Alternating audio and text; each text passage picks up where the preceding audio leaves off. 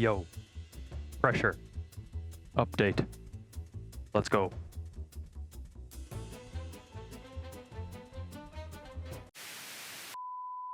Hi friends, as some of you may know, we just got a brand new pressure update called the Raveyard.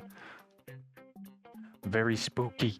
You just go straight down here, down these stairs, or jump through if you're cool like me, and then you go down here and you can play it very easily. Just enter one of these submarines. Ba-bam. Before I tell you how to beat the game, I have to tell you a few things that you need to know. Number 1, there are 50 doors in the Raveyard. Number 2, throughout these 50 doors, there are 3 brand new entities that each spawn within a set amount of doors. Let's go over those real quick. This guy right here, he's called a bouncer. He calls you a rat and a parasite and other ugly names in his super cool Scottish accent, and he chases after you trying to punch you in the face to get you out of the Raveyard. Sounds like my ex-wife.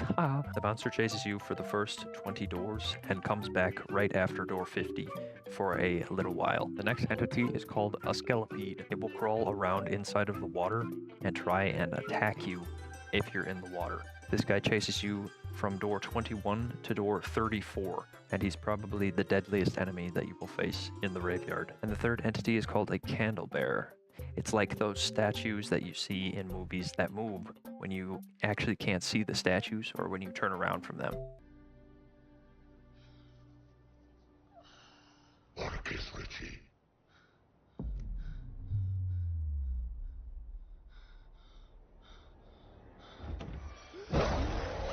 If you're not flashing your flashlight at the candle bearer, he will chase you and try and punch you with his giant stone hand. Candle bearer will chase you from door 35 all the way until door 50. Now that we got that out of the way, I'm going to tell you how you could beat the Raveyard in just 15 minutes. Oh my god! Wow!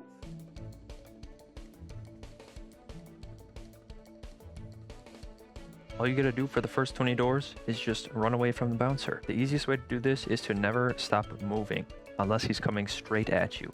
If you never stop moving, he'll always be behind you and he'll never be able to punch you.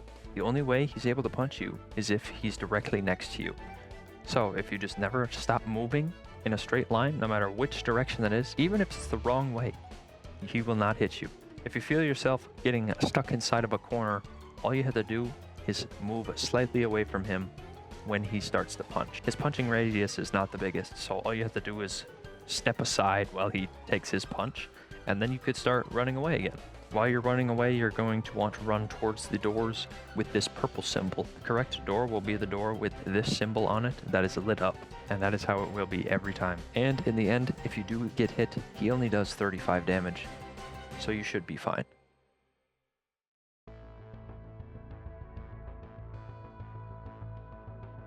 For doors 21 through 34, for scalloped, I found a strat that I like to call scalloped tech that will ensure that you escape this section unharmed every single time.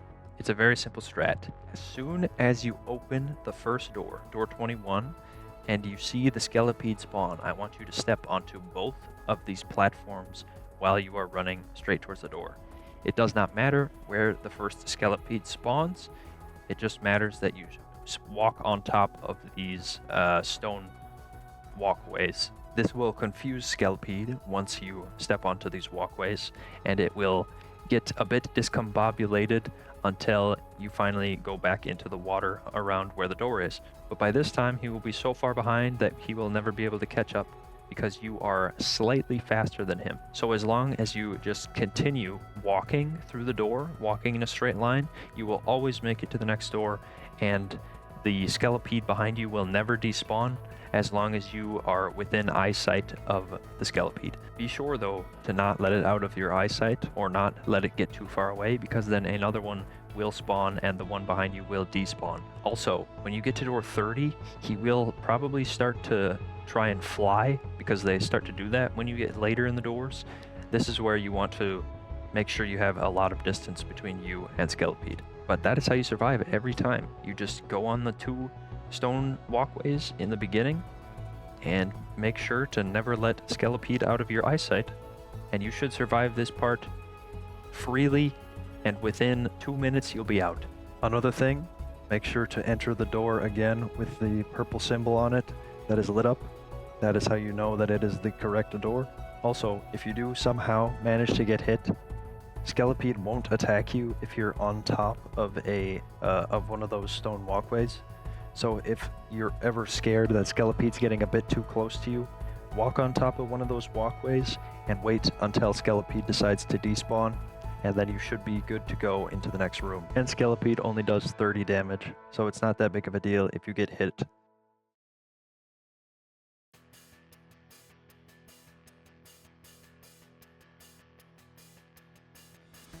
The easiest way to survive doors 35 through 50 is to make sure that your flashlight is always fully charged. As long as you make sure to shine your flashlight into the candle bearer's eyes, you should be a-okay. Because as I said before, when you shine light into the candle bearer's eyes, they will stop moving. If your flashlight runs out of juice, go as far away as you can from the candle bearers and spam recharge it as fast as you can in order to stop them from coming closer to you. Now, just like the bouncers, the stone statues have to be super close to you in order for them to hit you. So if you hear them wind up a punch, all you have to do is just walk in the opposite direction of them and you will be fine. But this honestly is probably the easiest part of the Raveyard. All you have to do is walk into the doors and make sure that you shine your flashlight onto the candle bearers. Another reason this is probably the easiest part of the Raveyard is that these guys only do 25 damage. So you can get hit 3 times and still survive. There is one thing that you should note. Every single room has a candle bearer in it, and they are always going to spawn in the exact same spot. So if you just keep walking in a straight line, even if it's the wrong way, they will never catch up to you because they are at least 2 times slower than you. The most important thing for these doors is to listen, use your ears. You should be able to hear where the candle bearer is in the room. So if you can have a general, if you have a general area where you think that it could be, then you could wait until you get over there to use your flashlight, shine in the face to save some battery. Again, make sure the door that you are entering has the purple symbol on top, and always charge your flashlight. And if you do all of those things, you should be good to go.